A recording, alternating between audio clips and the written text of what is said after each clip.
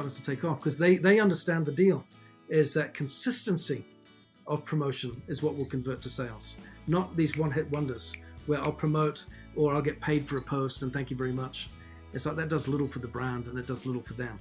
So we've got that right relationship here, but there is a sifting process that happens with them as well in understanding, connecting with the people that understand that journey and are willing to play the long game. It's a long game, I think, if you want to have the right partnerships.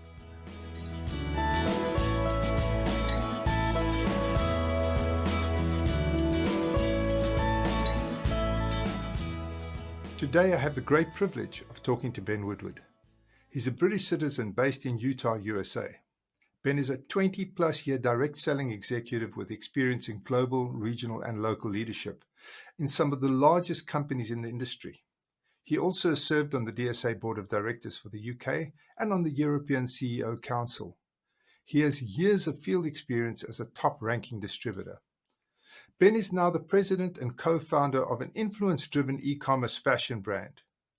As a best-selling author, he continues to speak, consult, and work with other brands regularly in and out of the direct selling industry. Ben, welcome to my podcast. It's really great to have you here. We talked in the sort of lead up to this this discussion that we're having here. You talked about culture versus strategy. And so I'm interested to just hear your take on that. Yeah, we cannot underestimate the impact and power of culture on our business. We can have great strategy, but if it flies in the face of your existing culture, it will take a long time to bear fruit, because culture is rooted in the unspoken beliefs and the unofficial behaviors that are promoted, encouraged, tolerated, and standardized by your organization, right? And I like this. This is a great quote. I made a note of it beforehand. G. Robert Blakely said, "The culture of any organization is shaped by the worst behavior the leader is willing to tolerate." I really like that. What are you willing to tolerate? And so which is interesting, because what you then have is a difference between what is promoted as your company culture versus what is really your company culture, right? So you can say we're a heart-centered company, we're all about people, and we're about championing, the opportunity, championing the little guy and all that kind of stuff, and have all these great messages. But if you tolerate something that's quite different to that, then that's your real culture. It's not what you see on the page. Overwhelmingly, they believe it, buy into it, adhere to it, follow it, without even realizing. Yeah, it's an intuition thing. Yeah. And it's fascinating, because the challenge then becomes, for many companies, they don't necessarily have their finger on the pulse of what their culture truly is, right? Because like I said, there's a big difference between what you say you're about and what you're really about. And like what we tolerate is a great indicator for what your true culture represents. And I just found time and again, there were opportunities to make some great changes and really make a stride forward. And for example, I had one situation with the company where we're like, we need to get more retail focused, right? And I remember saying, look, if you own a restaurant and you're the only person eating in it, it's not a restaurant, it's your kitchen, right? Redefine it, understand the difference, right? So, and it's the same with this. If you've got a business in a network marketing company, but it's all self-consumption, right? You've not got a real business, right? That's not what you're looking at. Yeah. So understand the difference. So I was out really kind of promoting, let's adjust our pricing strategy. Let's get our message right. Let's be more, let's market and target more customers and support the customer experience and the consumer journey and life cycle. Understand that better, get in there a little bit more, and provide a robust experience that makes it easier to retail, friendlier for the distributor. And at first, if you change the prices, maybe that might be reflected in their commissions. But when now all of a sudden you can retail more freely, you're not compromising your retail profits. The average kind of outcome of a distributor is enhanced and improved, because now they're improving their retail activity and making that little bit. All of a sudden, each little little bubble where, represented by a distributor is now growing and expanding because they're having a better experience. It's going to be a great win, right? I remember once promoting this to a company and saying, this is the way forward. And it was struggling to take root. And I'm like, why are they finding this confusing? When I spoke to all of my friends in business that were not in network marketing, right? And they were saying, we'd get together for lunch or dinner and we're talking, they're saying, what are you up to? And I'll talk about, we're kind of, redefining kind of the retail strategy for this business. And, oh, fascinating. Tell me more. And then I'll tell them, they're like, well, isn't that kind of common sense? Is that not obvious stuff? And you go, well, yes, it is. But you've got to understand in this space, it requires education, training, and a shift, right? And so I was talking about that, but I was like, it really is common sense. It really is obvious stuff. But it wasn't taking root. And I was scratching my head trying to figure it out. And what I discovered was a lot of the top field leaders were complicating it, right? Because what they had taught for years was not retail. It was all about recruitment and business building. And retail had its place, but they did the retailers that were in the organization didn't get treated with the same respect. They didn't get treated with the same courtesy. There was an inner group, right? If you wanted to be in that inner circle where you were loved and admired, it was you were recruiting machines. And so when we started talking about retailing, well, what do you mean exactly by all of this? It just doesn't fully make sense, right? And as a result, they were either deliberately or unintentionally thwarting the company's strategy, right? Yeah. And why? Because it ran contrary to their culture of what they'd already taught and believed for so long. And so it's really interesting to understand, if you're wanting to make some significant changes, you've got to build in what is our response strategically to dealing with the pushback, changing paradigms, and moving behavior and mindsets first, because minds have to change before actions change. And just to put out an incentive and say, well, we'll motivate you to do this. Like I said, recruitment is a reaction, not an action, right? And so any change to culture needs to be a reaction to a change in mind first. And so you really got to have a great way of selling that and providing the vision and framework that helps people catch that and go, this is awesome. I catch the vision. So and you also mentioned there about not tolerating. What is the worst behavior you're prepared to tolerate? Mm. And in a lot of MLM companies that I sort of chat with, one of the biggest problems that I find is it's not what they are prepared to tolerate. It's what they're too scared to enforce. Yeah. So they're 100%. just fearful, 100% terrified that a key leader is going to leave, or they're going to irritate somebody to the point that they leave. So they tolerate the most abominable behavior, and they are being abused totally, and they just allow it to happen because they just are terrified. Yeah, it's why you really need strong leadership at the front of a direct sales company. Because I remember once introducing a weight management program in a company, and one of our top field leaders had about 30% of the organization was his, right? And I had a good relationship with him. And before this program's coming out, I'm previewing it with him and sitting down and saying, okay, look, we're going to be launching this program, and I'm getting his insight and feedback. And my objective is to onboard him with, we're going to launch this and we'd like your full support and what have you. And he said, oh, it looks great, Ben. It looks really good. He said, but I don't think it really aligns with what we're all about in my business, in my organization.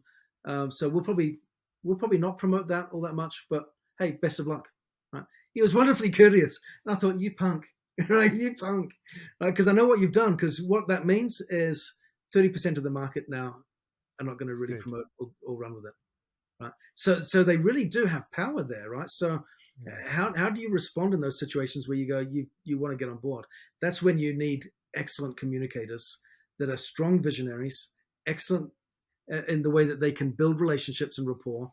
And to this point about not being a salesman, when your son was like, oh, I'm not sure, man, everything is sales. You've got to make sure that you can sell that and get people on board and get them united and get them excited about it, versus go back and say, well, the field says no, so maybe we do something different. You've Yeah. got to lead your business, Yeah, you got to be careful of the tail wagging the dog in those situations. Yeah, yeah, yeah, and it's certainly important to have the feedback and the involvement, and participation with focus groups and that type of thing. They have their rightful, appropriate, healthy, valuable place in all of this, right? But the company needs to know what we're about, what we're driving, know the data, know how to interpret it correctly, and respond to that data, and then be able to sell that and position that with strength so that people buy in and move forward en masse. Not always an easy thing, for sure, but yeah, culture, if you're not careful, will eat your strategy for breakfast.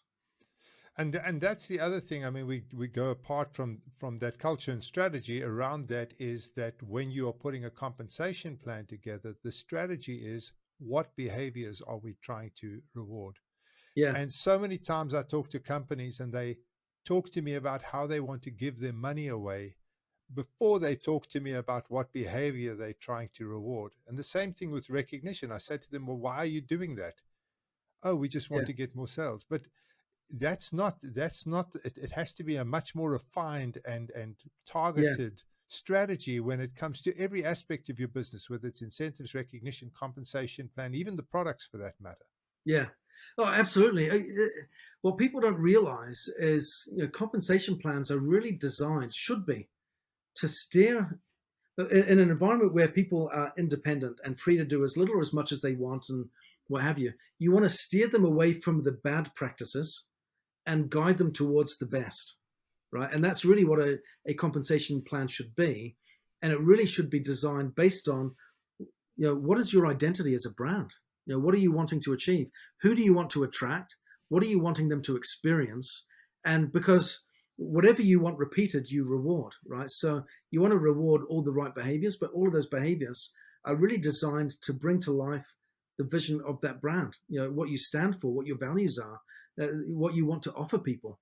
And one thing that I loved when I left Amway was, we'd made, like I said, some significant changes to compensation plans and what have you, and I was, very involved in that process. And when I left there, I was like, okay, I want to look for a place where they get this stuff, right, and that's reflected in their business model and their plan. And I went from there to Melaleuca, and all of the changes that we'd made in the compensation plan were all in effect in Melaleuca's, right, and they had some and I was like, this, without even talking to the owner, I was like, I already know so much about them because I looked at all of these rules and all of these policies, and I was like, you're on it. You're ahead of the curve, right? And immediately, I had a great experience with them, and just loved the integrity of that brand and what they were standing for. But yeah, what do you want to promote?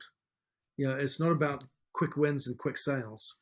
It's like everything that your compensation plan is designed to reward and recognize all leads to the creation of something, your field leader. And who that Exactly. person becomes and what they get celebrated for is all a reflection of what your compensation plan is delivering, I think. And Um, I mean, you've mentioned this several times, but developing a team of leaders has got to be the most important thing you can do in multi-level marketing.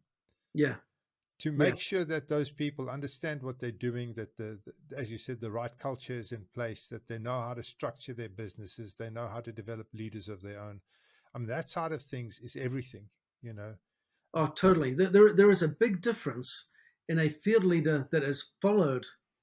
Yeah, let me backtrack for just a sec. Yeah, when I mentioned before when I was in Amway about, don't abdicate your message and your training in terms of field development and education, right?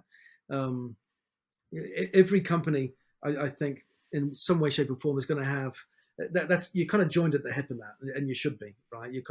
You link arms, but you will have field led kind of systems and kind of rhythms of business practice. And every week you do that, every day you're doing X, every week you're doing Y, and every month you're doing Z, and together this kind of works with our incentive programs and our compensation plan, and all that kind of, and it all kind of integrates. But you do have field leaders that kind of spearhead, a lot of that activity, right?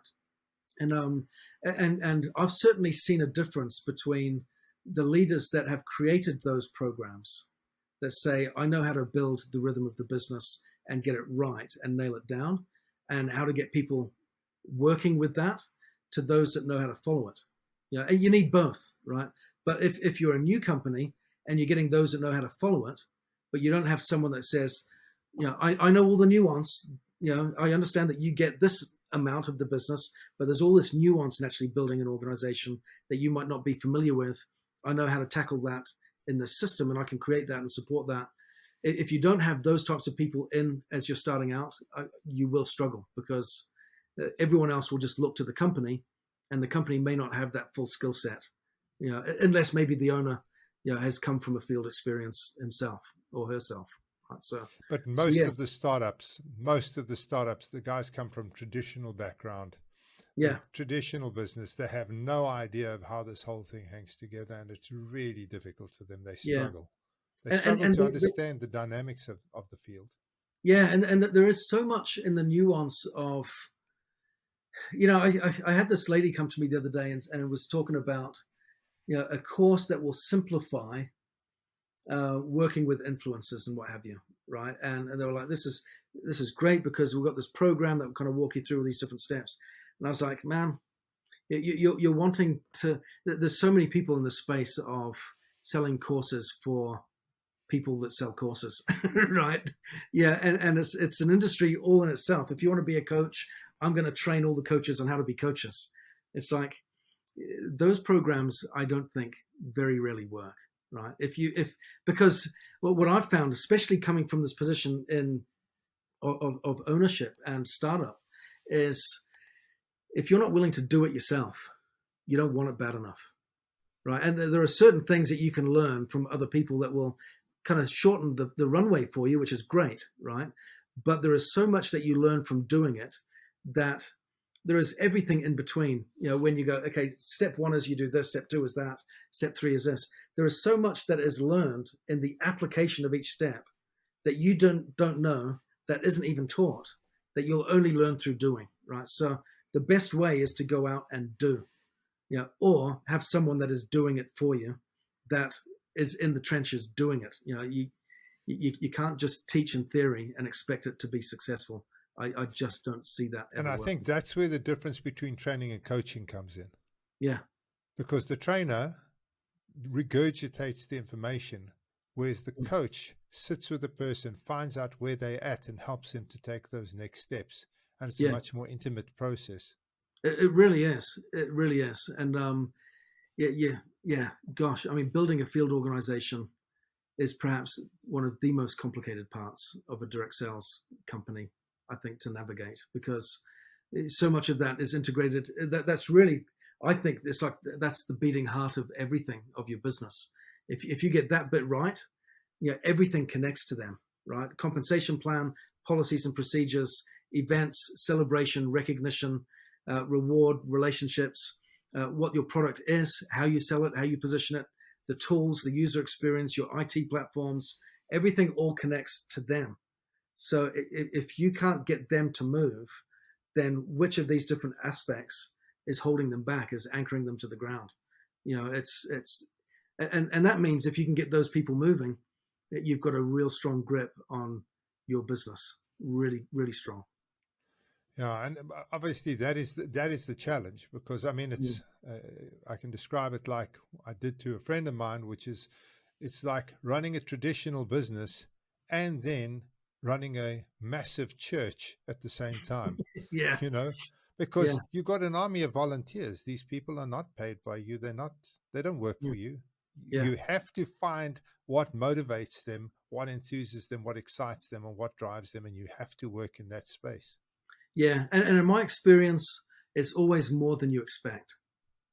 In discovering what motivates, what inspires, what will move them to action, what needs to be done in strategy or execution, or whatever you think it is, it's always more than. You've always got to go beyond.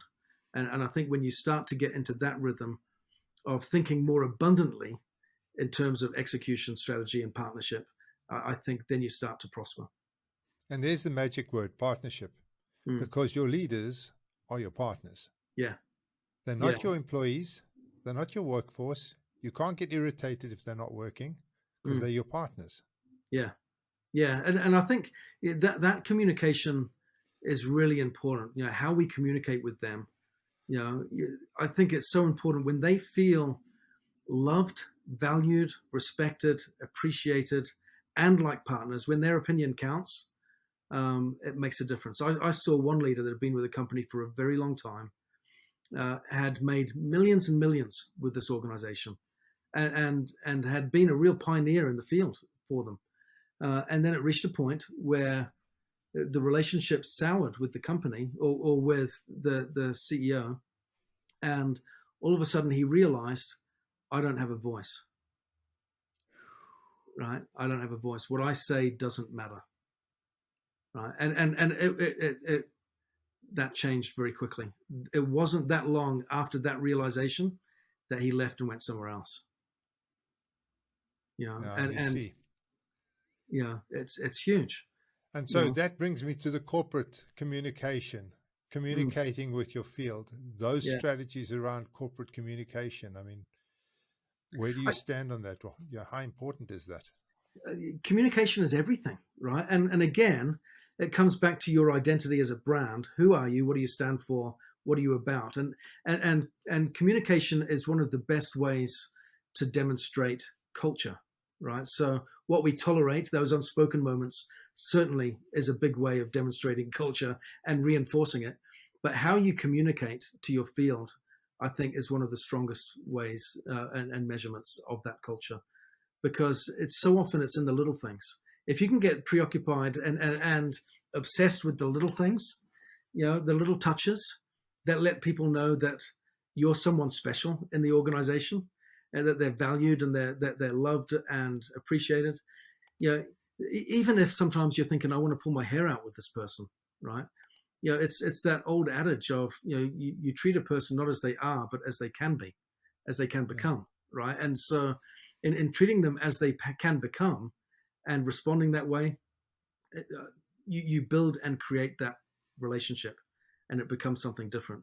But yeah, the little touches of, hey, it's your birthday, you get a phone call, you get a bouquet of flowers, or you get all those little touches, or you pick up the phone. When I was in the office, all the time, I would have a list of people that I would be ringing every week, right? That I want to be in touch with. Hey, how you doing? We're not chatted for a little bit. What are you up to? What's going on?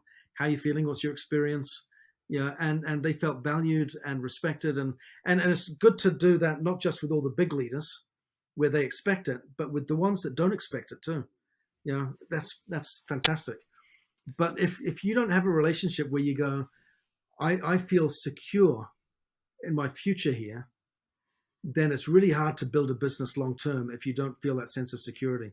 And that relationship with the executives really helps them go, I'm here for a long time, because here I'm seen, here I'm noticed, here I'm recognized. You know, we use this language a lot, don't we, of kind of recognition and reward, right? The two key drivers in our business, recognition and reward, that we recognize their right achievements and we reward the right behaviors, right, through the compensation plan, and recognition through the recognition programs and things.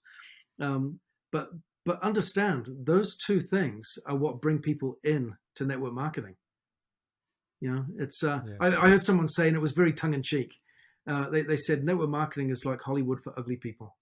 they said, yeah. I said, wait a second. Right, this was someone in network marketing, right? So, like I said, it was tongue in cheek. But what he went on to elaborate and said, what I mean by that is people want to be rich and famous, right? Yeah. What are two other words for rich and famous? Recognition and reward, right? We just use different language. Internally, 100%. That's clever. Yeah, and that's exactly the same. People go to Hollywood because they want to be rich and famous.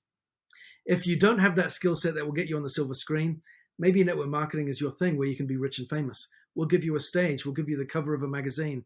We'll give you all of these incentives and reward trips and cars and house bonuses and this, that, and the other, and you'll get to rub shoulders with great people and inspirational people, and you can have a difference with all these people in your organization and change lives. And what's the aspiration? I want to be rich and famous, right? But Yeah. And some of the key leaders are rock stars, no question. they are totally rock stars. Yeah. The Jim Yeah. Dornans of this world. Okay, Yeah. I know he's passed on, shame. Yeah.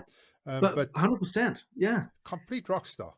Yeah. So if that's what brings people in, you've got to nurture and feed that, and there's a real careful way to do it, right? Because you want to keep that relationship appropriate and healthy and growing and thriving and strong, and have mutual respect, right? You got to have the mutual respect. What you don't want to do, and it's easier for maybe the mid-level executives to fall into this trap where maybe you're a sales manager, for example, or a sales director even, or a VP, and you're working with some of these big guys that are earning hundreds of thousands a month kind of thing, and they're making millions, and they've got a very different lifestyle to you, and there is some kind of alchemy around that, right? Where it's like, how on earth did they do this? It's incredible. Well, the story is, it's because I'm a genius. That's why, right? because I'm a rock star, and you've got to appreciate that. But it's very easy when you're not in that space to go, yeah, they are, right? And you've got to really carefully manage maintaining a relationship of equality, so that as soon as they go, I am vastly superior to you in my experience, now all of a sudden when you say this is what we're leading with, if they disagree, really hard to persuade them otherwise, because I see myself far more superior to you, right? So you've got to maintain a relationship of strength where you hold your own ground and you demonstrate that you know what you're about, your experience is valid, your insights, your character, and who you are as a leader is solid, right? Where they can't help but respect you for who you are. You've got to be that kind of person, so that when you do have a difference of opinion, they can at least go, yeah, I respect that. I can, because otherwise the power play or the power base is uneven, and it's really hard to sell up versus sell across. Absolutely. You got to feed that without pandering to it and diminishing yourself, and at the same time not create a beast that gets out of control, where they're like, don't you know who I am, and they become divas, right? You got to be able to manage that relationship. And like I said, being a person of character really helps to maintain an equal relationship, even if you're not one of those ones that's making hundreds of thousands a month, right? Where they're measuring you based on the size of your wallet, right? But they start to say, I'm going to measure you based on the size of your character, and that gives you influence and power. And so nurture that. But they want to be rich and famous. Help them feel it, but don't create a monster, and at the same time, don't diminish yourself in the process. Yeah. Now, obviously, the whole industry is changing. I mean, things are just not the way they were. Yeah. When I started in this industry 34 years ago, we ran adverts in a thing called a newspaper. I don't know if you remember those things. And there was a little small section where you could write your little advert. And I remember the first time I got into MLM, I put a little advert, and we were selling children's bath products. And my advert read, full-time mom, part-time business, call, and had my number in there. And people would call me, and they would come into the office, and I would demonstrate the products to them, and then I would take them out into the field. And it was a presentation. Bunch of ladies would be there. We'd show them the product. Some of them would order. You'd go back to the office, collect it, get your money. It was a real party plan type arrangement. Yeah. It's not like that anymore at all. I mean, things are changing so fast in our industry, and I think that a lot of the companies are missing it, and as a result, are missing a trick here. Yeah, it's interesting because your technology has changed, but the principles haven't, right? Because I remember back in the day when I was working in marketing for an MLM, and one of our distributors reached out and said, I want to do a newspaper ad to attract some new prospects. Would you please look over my copy to see if there's anything that you would change and give me your professional feedback? I gave him my feedback and suggested some changes.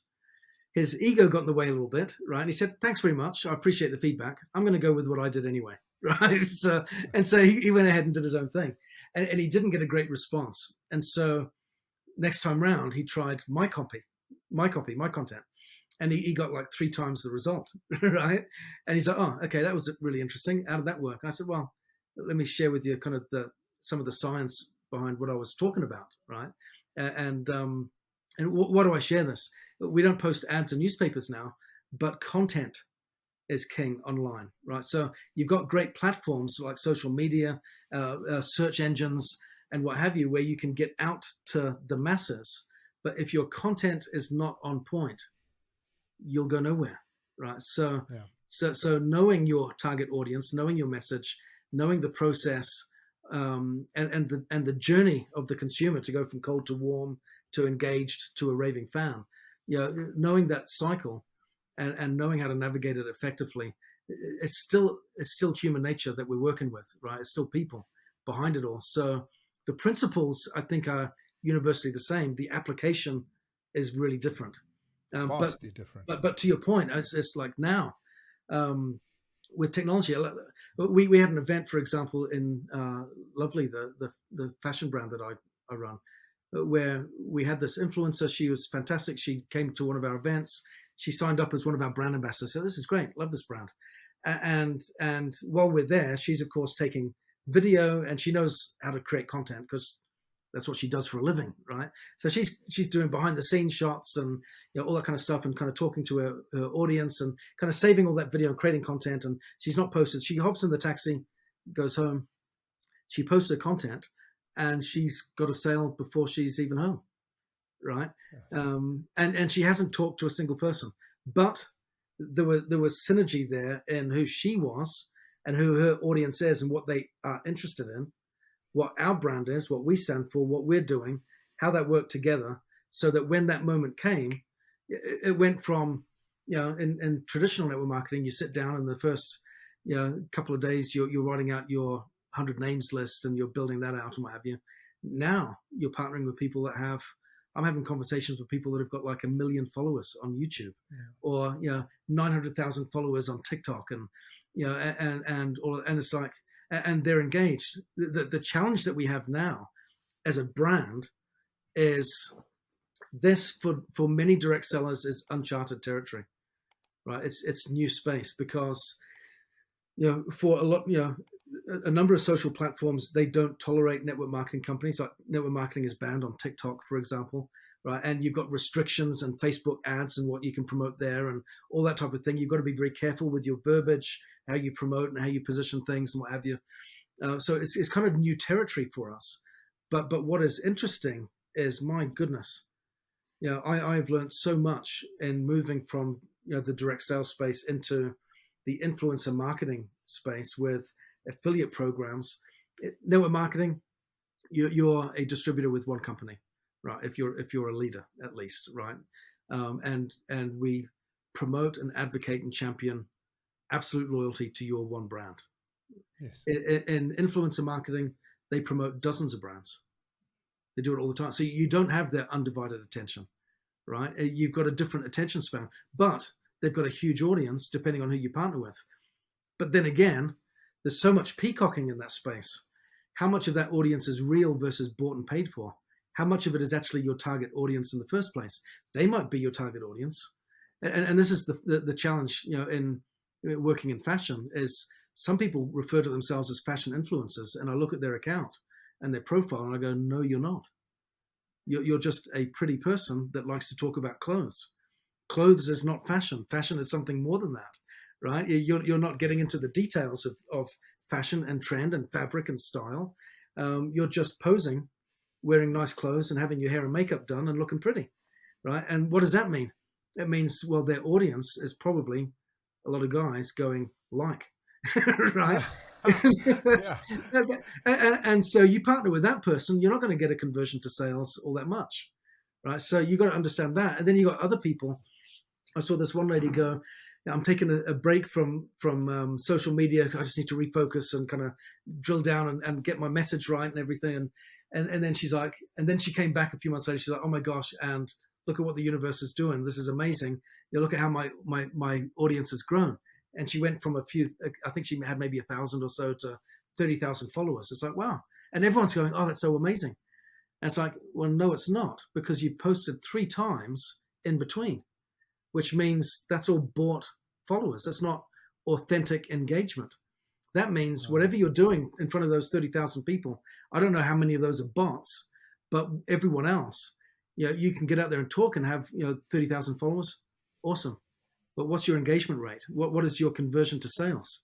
That's what really matters, right? And so there's a whole new space there, I think, in the social media space and the influencer space, that is really, there's a huge learning curve, I think, in understanding what partnerships look like there, because you can really drill down. There is AI that will blow your mind, when it comes to being able to identify influencers in that space. We don't have a lot of AI in network marketing because it's all kind of hot potatoed over to the distributor, right? They're out there doing the talking and the feeling out and the conversations, and there is quite a big disconnect there in terms of being able to manage that data, right? Whereas in the influencer world, all of that is measurable. There are companies out there that are like, we've got a database of 4 point whatever million influencers, right? And I had this one company that kind of showcased this to me, and they're like,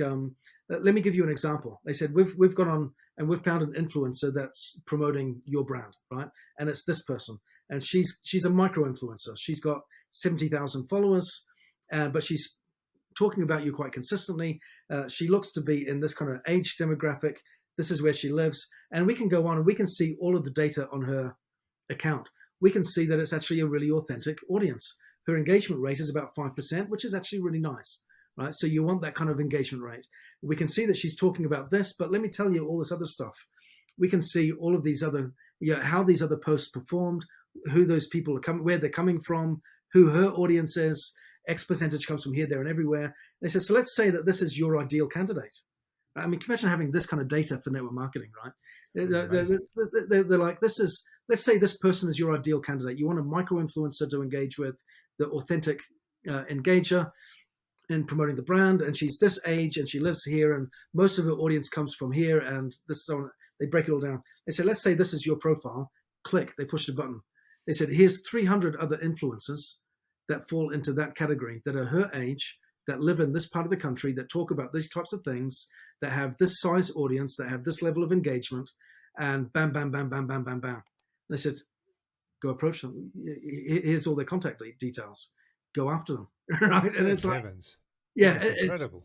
It's mind blowing. So you got all of that technology that's available to play with, where it's like you can. Now the challenge with that is when maybe with micro influencers you can get in there and have good experience there, and it really again depends on what is your ideal outcome in that partnership, right? Because one thing that we do in network marketing is 100% of everything is invested in the distributor, right? Because they are the one that connects us with the customer, right? So all of our efforts are there. We don't do digital advertising of our own. We don't do paid ads to boost our performance and get in front of certain demographics, because then we start to compete with our distributor base, right? They can do that. They can get out there and reach, but we don't do that, right? So what happens is there's a whole world there that is evolving, that is significant, that we can tap into, that we haven't really scratched the surface of, but is available to us. And like I said, AI is getting involved there and making it easier. But interestingly, to my point about the newspapers, it's the fundamental principles that are still reigning true. Because what I've found is I've got a friend of mine he's got 1.5 million followers on YouTube, right? Now each platform has its own strengths and weaknesses. To have 1 million followers on TikTok is very different to having 1 million followers on YouTube, right? Sure.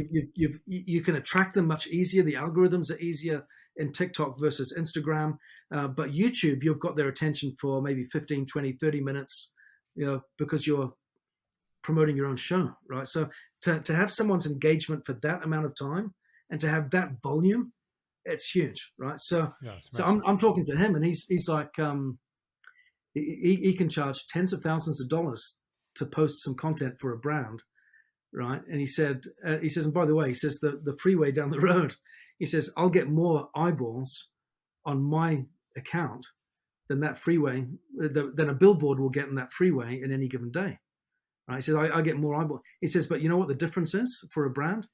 He says, I know who my audience is. I know where they came from. I know their age. I know their gender. I know what their interests are because it's all measurable content. It's all trackable. And so for a brand, he says, I can charge as much as a billboard because that's the size of my audience, but there's more influence there. The challenge for the brand is, he's like, I get 30 to 50 brands a day reaching out to me, offering me deals. So how do you get in front of that person? Right? They're getting pitched all the time, right? And free stuff free stuff will mean next to nothing after a while, because at first for the micro influencer, it's exciting. They get enamored, but again, wanting to be rich and famous, which applies in that space too, they may fall prey to wrong practices because they're trying to copy the big influencer versus grow their audience organically, authentically, and behave a little differently before they can have those privileges.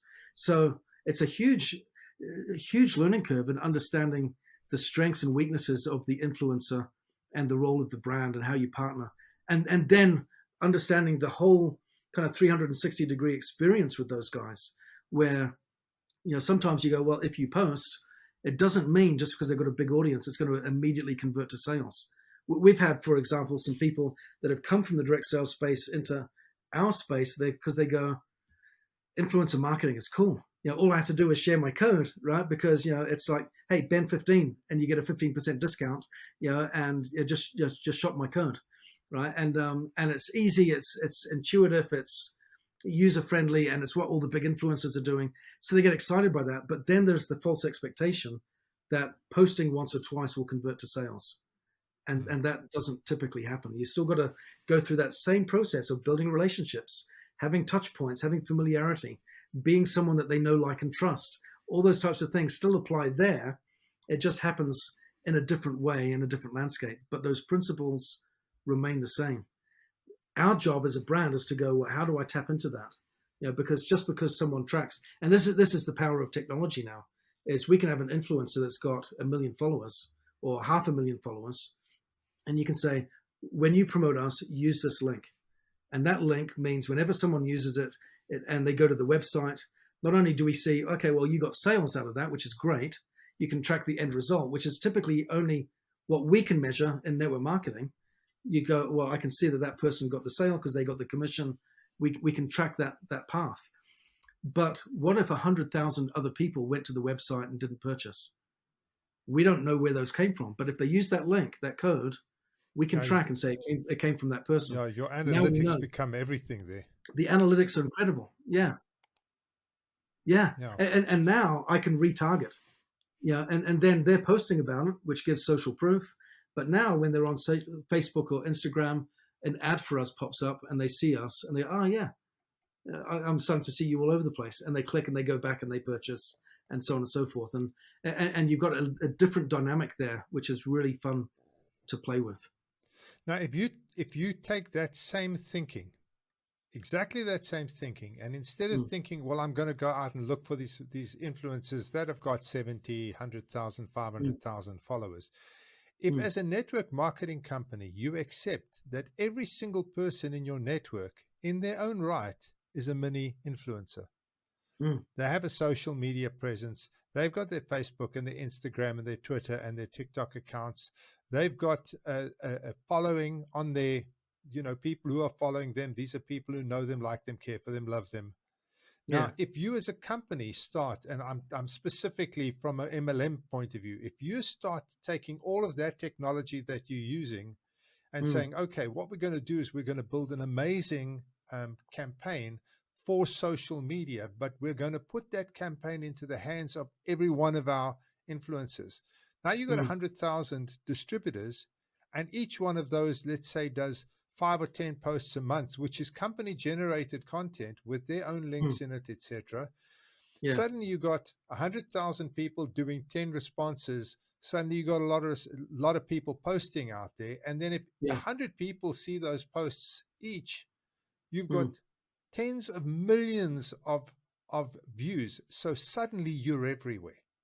Yeah. And so when somebody then talks about the business, even if sales don't happen from that side, when you talk about the business, the credibility and the social proof and all of that stuff is there because you're leveraging those mini influencers. You're treating your Mm. people as influencers. And I think that where multi-level marketing is missing the boat at the moment is they don't actually understand the power of social media and the power that their network actually brings to bear in that space. I mean, to Yeah. get 100 million views with 100,000 people would not be difficult, but to do Yeah. that as paid advertising, that would be expensive. Yeah. And there are so many ways, right, where you can collaborate and do, giveaways and all sorts of different types of incentives on social media that increases engagement and interaction, because it's not just about followers, it's about engagement and conversation, right? it's 100%. it's it's that's really what you're wanting to have. And so you don't want to get blindsided by, we're doing really well because we've got X number of followers, right? It's you got to Yeah. look at engagement rates. That's what's important. But there are all sorts of different things that you can do to improve that, by having these different social media campaigns that you can put together, where you can collaborate with people, where you can have, like I said, all sorts of different giveaways or incentives. You're going to like us and tag and follow and this, that, and the other. And there's all sorts of routes to market where you can pull people and get them following and engaging and participating, and building awareness. Because success as a brand isn't just about sales. Sales is it's a byproduct of choice and feeling and emotion, right? And so you do need brand awareness. With that, you need social proof, and with social proof comes loyalty, and with loyalty comes conversion to sales and engagement and repeat engagement, that type of stuff. So yeah, But this is where the there's a lot of company work can that goes comes into in because you as a company have got the power, the financial backing, etc., to put together a proper that. campaign that will have all of that. Um, your Yeah, distributor on their own, they cannot do it. So companies should no, be really, I and think, I mean, it's just an opinion here, but yeah, yeah, sorry. yeah, absolutely. Because I think a lot of companies use social media as a way of communicating to their field, and promoting, but I do think a lot of the time superficially. One of Yeah, my frustrations has been in the past. We talk about social media, we see it as a place where people are hanging out, spending their time, and saying this is where you got to engage and interact. But then what you get is just this closed circle where yeah. I'm talking, but everyone in my organization is liking, commenting, and participating, or a percentage of them are, for example. But and you go, okay, no, I've got engagement, I've got followers, I've got engagement, what have you. And so these are the people that are already in the business. But Yeah, what am I doing to get outside of that circle and get out exactly. somewhere else? And we've Exactly. got to look at that. It's got to convert to new eyeballs and new engagement and new sales. And And the companies that you've are got not two looking at audiences. the companies who are Sorry. not looking at this space, they actually in the medium to long term are going to be in trouble because the world is moving in that direction. You know, we're Yeah, getting away from being able to knock on somebody's door and go and sit down and do a presentation. We're moving away from that to a much more yeah. digital environment. Yeah, and it's much more social as well, and I mean, it's social media. We've reached it. I don't have a presentation that I share with influencers, for example, to say, do you want to be one of our brand ambassadors, right, and represent our brand? If I can't say it in a DM, which is less than a paragraph, right? If I can't get their attention set up for a conversation there, then it's not going to work. So it's not even like saying let's scale that 40-minute presentation down to 5 minutes or to 10 minutes and keep it concise.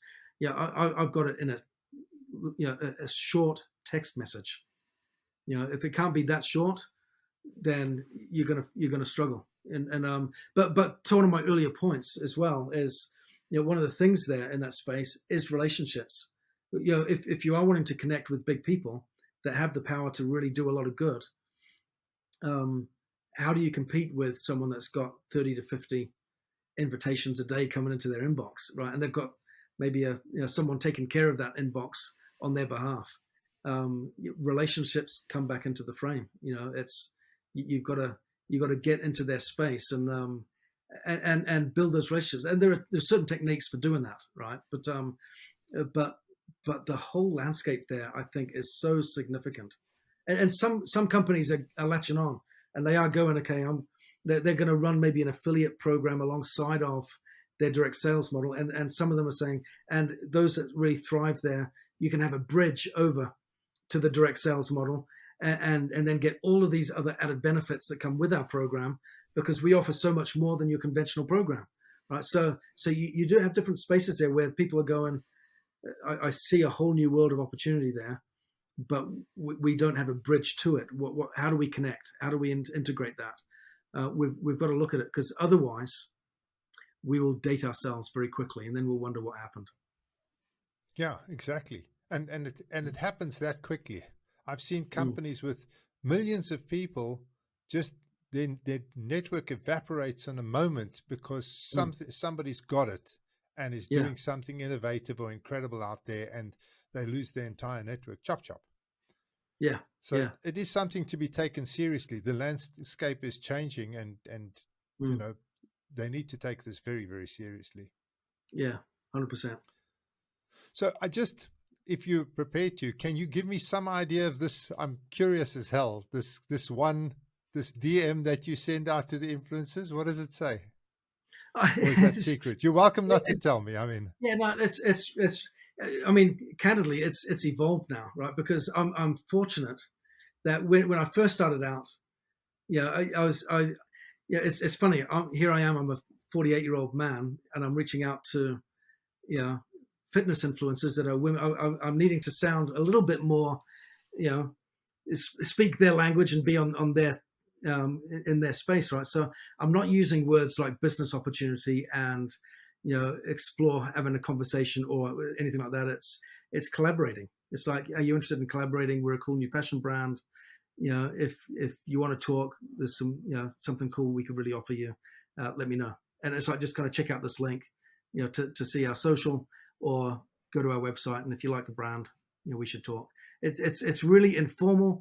It's pretty casual. It's using the words collaborate versus opportunity, business opportunity. That language doesn't appear anywhere on our website, in our conversations, in anything. It's all about collaboration. So it's casual. It doesn't have a lot of information. It's like, because they should be able to go, click, I'm going to look at your Instagram, and how cool is your Instagram, right? And click, okay, that's interesting. I'm going to go to your website and have a look. And while they're on my Instagram, who are the other people promoting? They can have a look. You've got a user-generated section, content section there, where people that have tagged us in their posts, you can see all the other people that are posting about us. So they can very quickly have a look, right? So it's that DM is really simple. It's, hey, we've seen you online. We think what you're doing is really cool. We're a new fashion brand. We'd love to collaborate. I think there'd be a good partnership opportunity there. Let us know if you're interested. And it's really not much more than that. Simple, concise, and to the point. And if the person's interested, they follow up, and off you go. Yeah. And if they're big, it's hard to get their attention. You might need to do that a few times before you do. And we've talked about this. There's strategies around getting those bigger ones that are fun to play with, which we're kind of tackling now. But one thing that I'm finding good is, now I spend much of my time when people are wanting to get involved.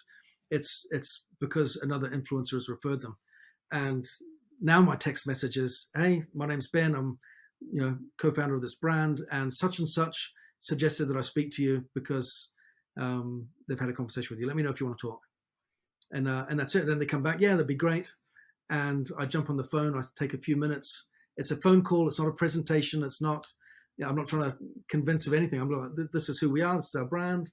If you're interested, let me know. And right now, it's pretty much 100% conversion rate. With those referrals, it's like, it's like, I just start out by saying, tell me what you know. What have they said already, and I'll fill in the gap, so I'm not crossing over. And a lot of the time, it's like that for me, that's how our whole operation is working. MLM for CEOs. I mean, I would never have got to speak to you if it wasn't for the fact that Mark actually gave me an introduction. Yeah. And I mean, how brilliant is that? And so Mark is an awesome guy. I mean, he's just amazing. 100%, and he raved about you. And I remember when I spoke to you, you couldn't say enough good about him. And suddenly that Yeah. connection makes it all possible. So I can understand fully that when you start getting those kind of referrals, it just changes the landscape completely. Yeah. And what's really cool now is we've had some people coming in where it's like, I was like, how did you hear about us? I know you know this person, and they referred you. And they're like, well, yeah, I kind of follow this person on Instagram and this person, and they're all talking about your brand. I've kind of seen them, and there was this That's little bit of nice. FOMO kicking in, right? And they're like, and so it Yeah. looks really nice. And so I was just kind of curious, like, well, hey, if you want to partner with us, let's talk about what that looks like and what's involved there. And at the end of the conversation, they're off to the races, and it's good. So it is nice when you get that little bit of traction with those influencers.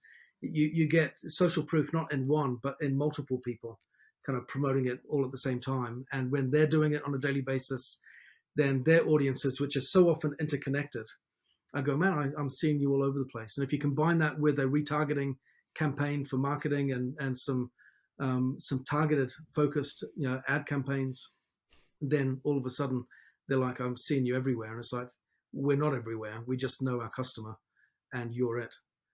so I'm with you. so I'm with you. we're everywhere you go. And So but we're not how do you think the network marketing industry can embrace this? What is your opinion there? Well, I think, first of all, I think 100% they need to. There's lots of ways that they can. I think um, you've got to really study what the influencer experience is, right? And how they interact with their audiences. You've got to know their pathway, right? Because one of the things that we did is, we don't have a formal presence, like I said, because we're not network marketing, right? We've kind of created this different space. So, for us, for an influencer, we looked at how do they partner with other brands? But what is the experience? What does that look like when they're posting content for that brand? And how can I replicate that? Right. And so often there's all sorts of hoops to jump through in network marketing that we've completely eliminated in this space.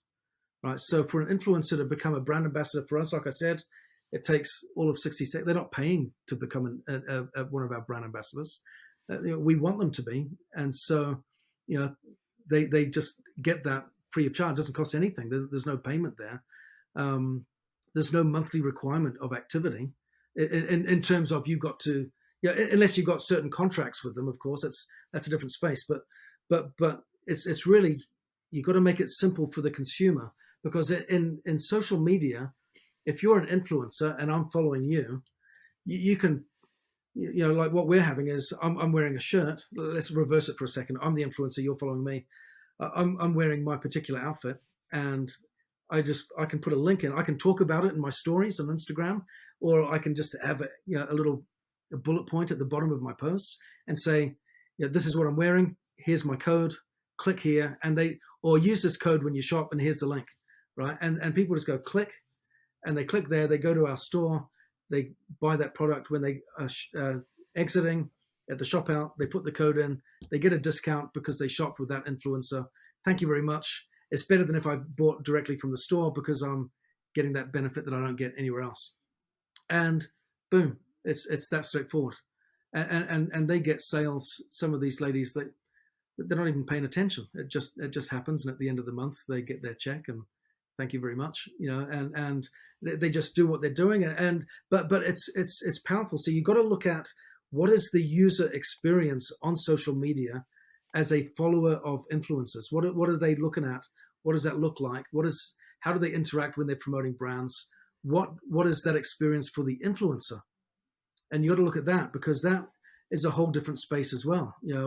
What type of relationship? The relationship I have with them is very different to what I have with network marketing distributors, right?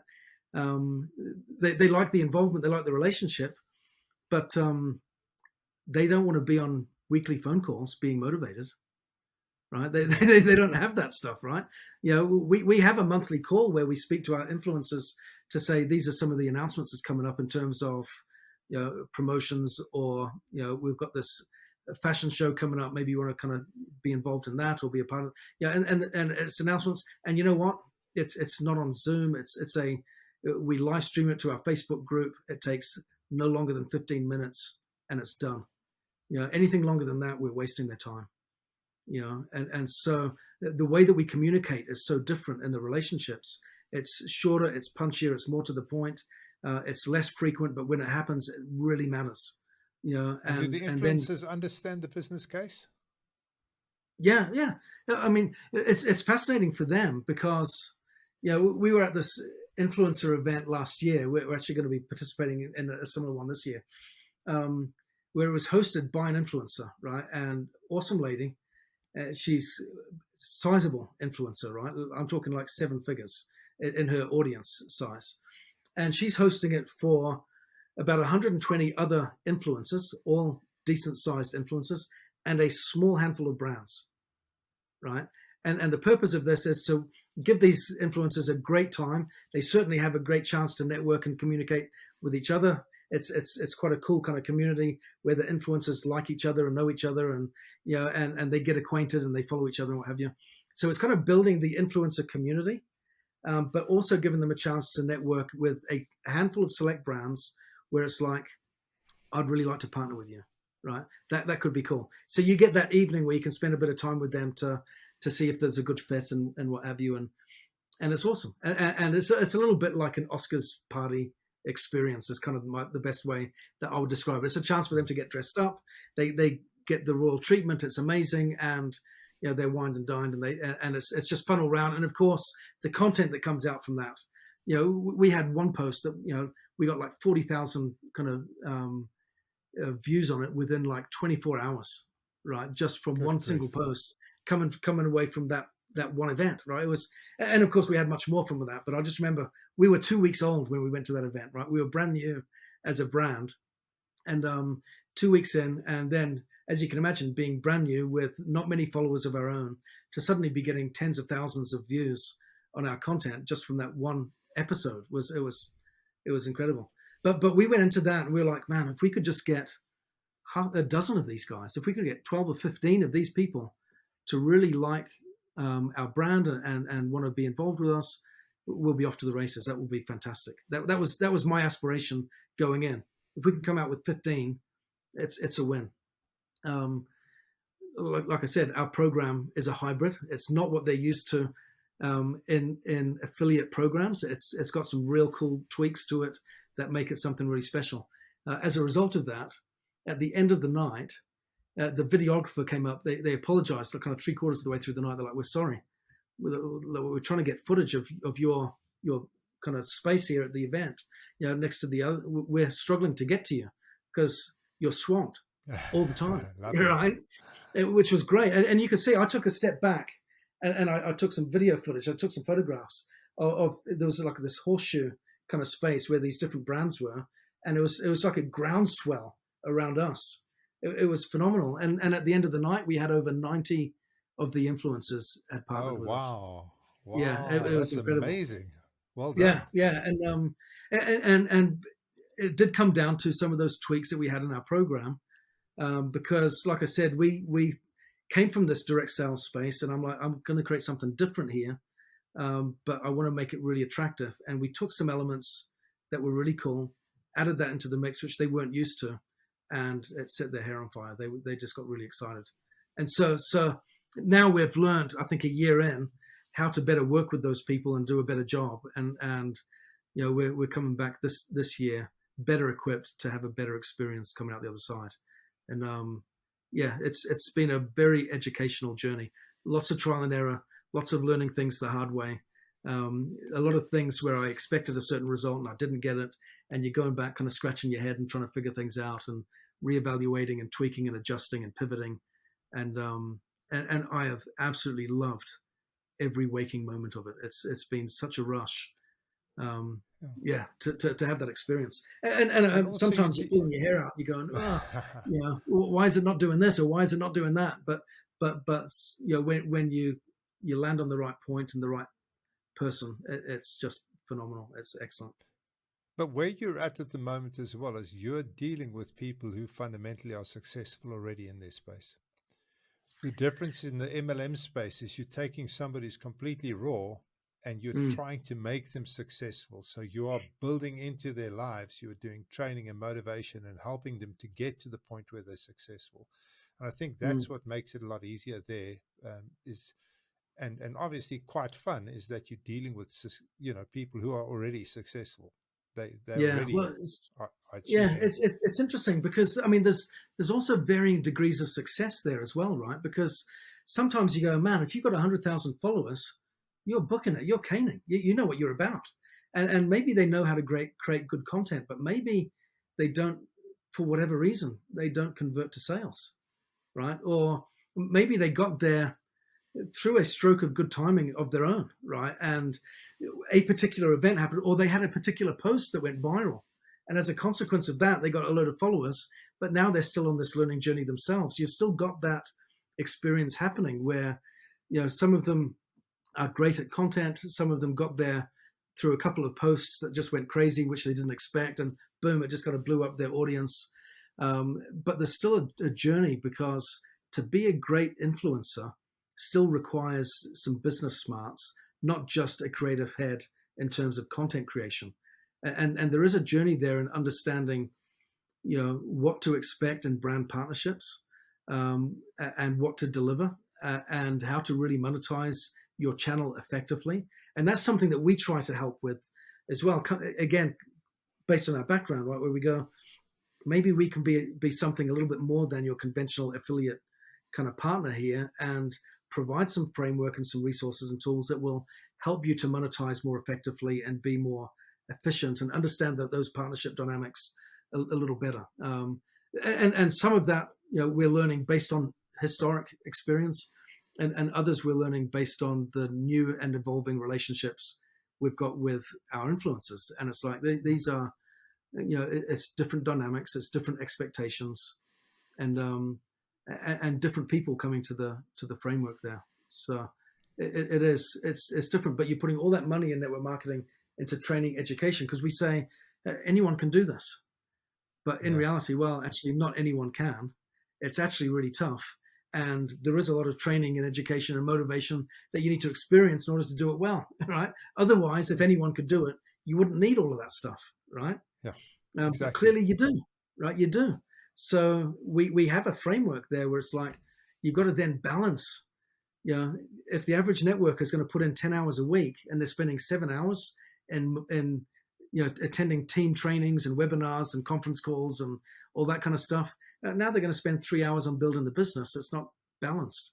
So you've got to get all of that right and make sure that they're engaging at the right level where, they've got that trial and error journey which they're going on, but the effort index is converting to meaningful results in a timely fashion before they just give up and walk away, right? So Exactly. you got all of that, but this kind of still applies, I think, with some of these brands. Those that get it, understand, because I had this one lady, she's got like 300,000 followers, and she got a commission check from us for like $100 when she first got started, right? She just joined us and did a few posts and got about $100 or something.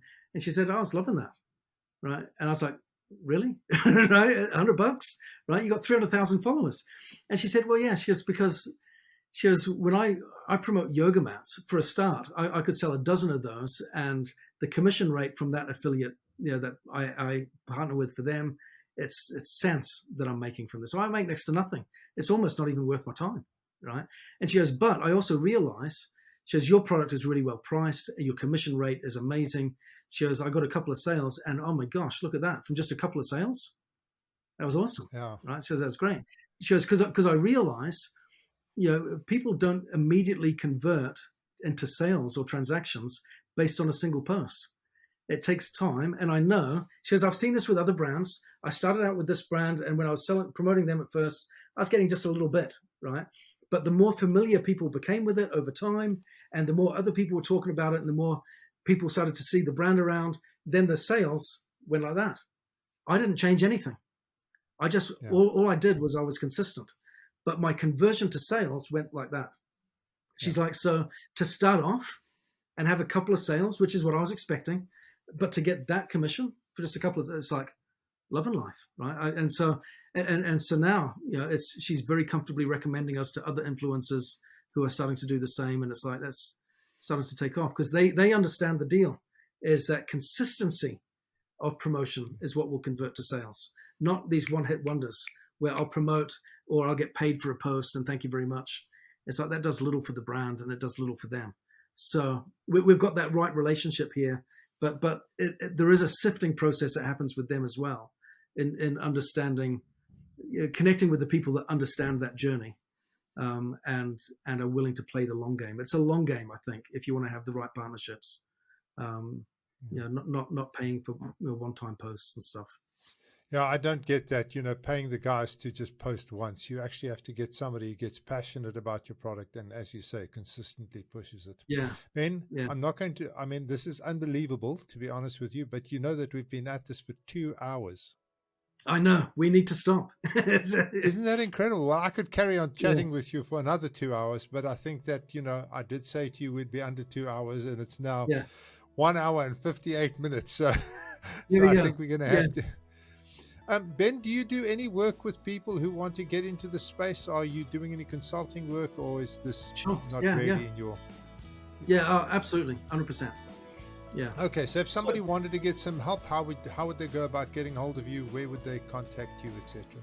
Well, a lot of it has been just through recommendation and word of mouth, to be honest. Which is the way I really enjoy it, because it's really organic that way, I guess. But my email address is probably the easiest way, benwoodward2000@gmail.com. You could reach out to me directly there.